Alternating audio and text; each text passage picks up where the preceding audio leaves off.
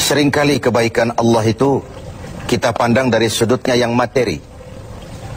Allah itu baik kalau kita punya harta yang banyak, tanah yang luas, pabrik yang di mana-mana. Sementara kalau cuma sekadar itu kebaikan Allah, terlalu sedikit orang yang mendapatkannya. Padahal kebaikan Allah tidak pernah berhenti dan meliputi seluruh makhluk yang hidup ini. Karena itu pada kesempatan jumpa sore ini, saya ingin mengajak kita melihat kebaikan-kebaikan Allah dalam bentuk yang lain. Bahwa kita diberikan harta yang banyak, itu kebaikan Allah.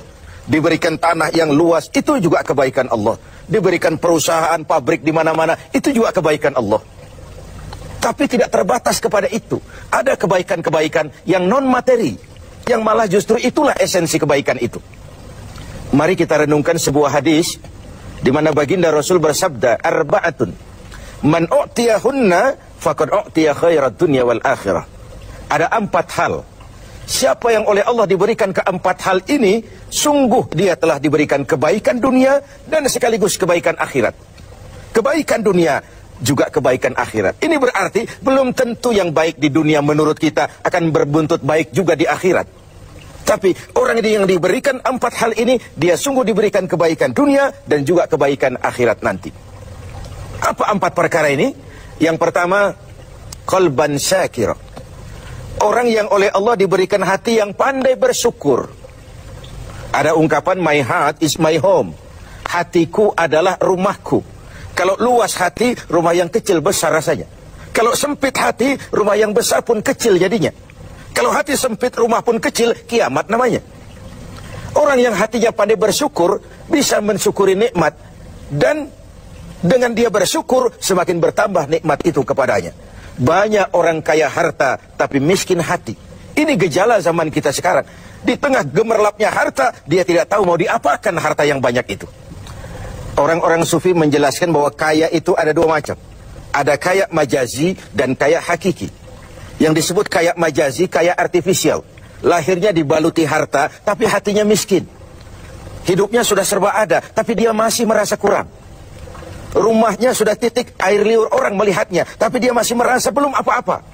Mobilnya berdecak orang kagum melihatnya, tapi dia rasakan itu pun masih belum. Maka dia selalu miskin. Dalam sebaik cukup dia masih merasa kurang, maka hidupnya pun selalu kekurangan. Orang yang diberikan hati yang kaya, sungguh sebuah kebaikan. Hati yang kaya, hati yang luas. Kalau hati luas, tandanya 2, bisa mensyukuri nikmat dan tidak mengingkari apa yang diberikan Allah kepadanya. Tapi orang yang hatinya sempit biasanya tidak pandai mensyukuri nikmat. Dan lebih celaka lagi ini, tidak senang lihat orang lain mendapat nikmat. Orang seperti ini ya susah gemuk. Sudah tidak bisa mensyukuri nikmat, tidak senang lihat orang lain mendapat nikmat. Tetangganya beli televisi saja dia demam. Nanti tetangganya beli sepeda motor, dia makin gawat. Masuk rumah sakit. Di rumah sakit dengar tetangganya beli mobil, mati dia. Disiksa oleh perasaan sendiri. Begitu orang yang miskin hatinya. Orang yang diberikan hati yang pandai bersyukur, sudah diberikan kebahagiaan dunia dan kebaikan akhirat. Ini yang pertama. Yang kedua, walisanan zakira. Orang yang diberikan lidah yang pandai berzikir. Menyebut nama Allah dalam artian yang seluas-luasnya. Tasbih ya zikir, tahmid ya zikir, tahlil ya zikir. Tapi ada fenomena lain. Melihat apapun yang mengagumkan, dia kembali kepada Sang Maha Pencipta. Itu pun zikir. Melihat semesta jagat raya, melihat bintang gemintang bertaburan di angkasa, melihat lautan luas terhampar biru membentang, melihat gunung tinggi menjulang ke angkasa. Semuanya mengingatkan dia kepada Allah. Itu pun zikir.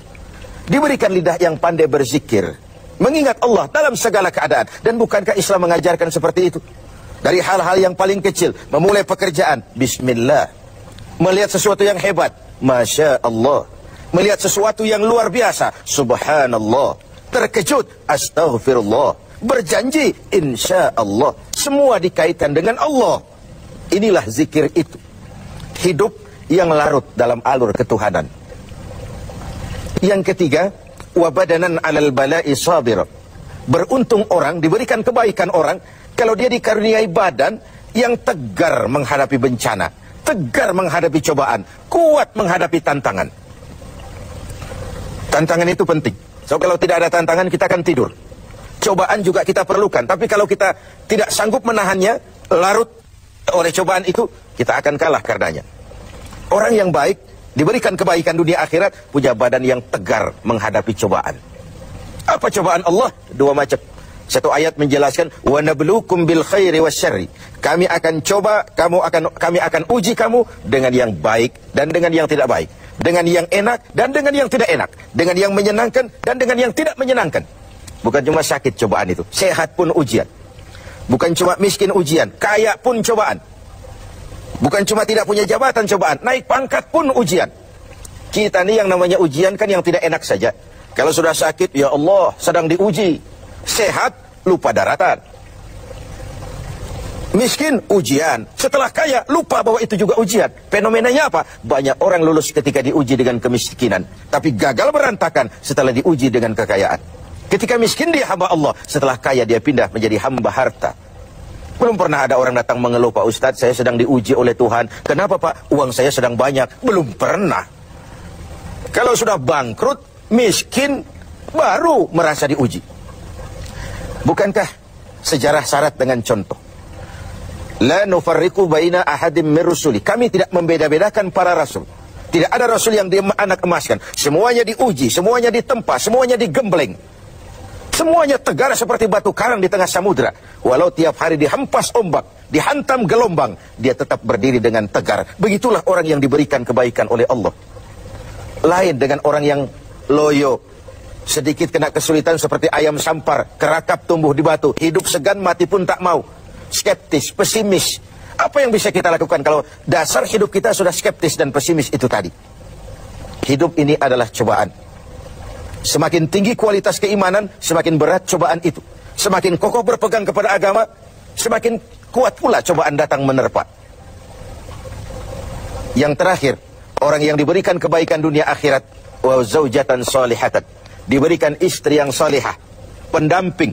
Tidak ada suami bisa sukses jadi apapun dia tanpa peran serta dan dukungan istrinya.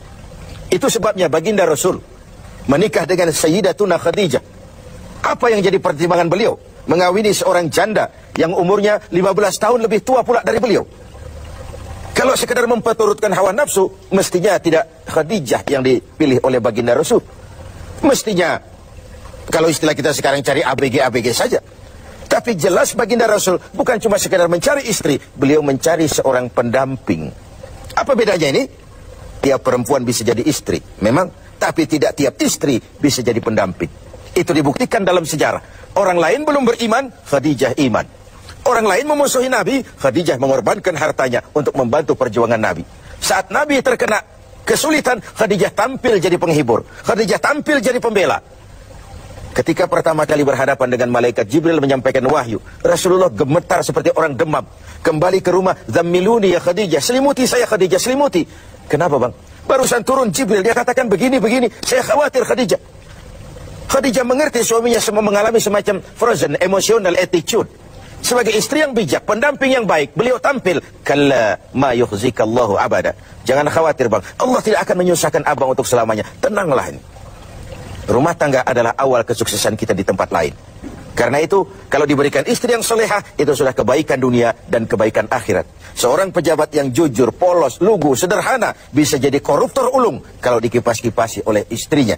Suami-suami yang berstatus DKI, di bawah kekuasaan istri. Tidak lagi sebagai pendamping, tapi